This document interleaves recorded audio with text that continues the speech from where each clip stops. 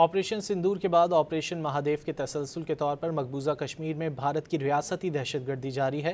بھارت نے مقبوضہ کشمیر میں محاصرے کے دوران ایک اور کشمیری نوجوان کو شہید کر دیا۔ بھارتی فوج نے مقبوضہ کشمیر کے ضلع کولگام کے علاقے دیوسر اکھل میں نام نہاد آپریشن اخال کے تحت محاصرے اور تلاشی کی کارروائی کے دوران جعلی مقابلے میں ایک کشمیری نوجوان کو شہید کر دیا۔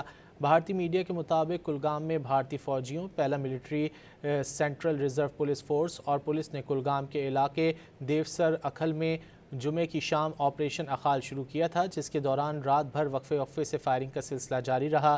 علاقے میں اب بھی بھارتی سیکیورٹی فورسز اور کشمیری مزاحمت کاروں کے درمیان فائرنگ کا تبادلہ جاری ہے۔ اس دوران مزید 2 کشمیری نوجوان کو گھیرے میں لے لیا گیا۔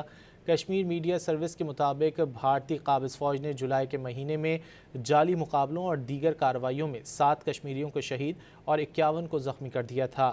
بھارتی فوجیوں نے گزشتہ پیر کو سری نگر کے علاقے داچھی گام میں 3 کشمیری نوجوانوں اور بدھ کو ضلع پونچھ کے علاقے کسیلیان میں 2 کشمیریوں کو جعلی مقابلوں میں شہید کیا تھا۔ جولائی میں بھارتی فورسز نے تلاشی اور محاصرے کی 144 کارروائیاں کیں اور گھروں پر چھاپوں کے دوران 49 کشمیریوں کو گرفتار کیا، جن میں بیشتر سیاسی کارکن اور نوجوان شامل تھے۔ ان میں سے کئی افراد کو پبلک سیفٹی ایکٹ، غیر قانونی سرگرمیوں کی روک تھام کے ایکٹ سمیت کالے قوانین کے تحت مقدمات درج کر کے مختلف جیلوں میں قید کر دیا گیا۔ بھارتی قابض انتظامیہ نے 22 کشمیریوں کی املاک بشمول رہائشی مکانات، دکانیں اور زرعی اراضی بھی ضبط کر لیں۔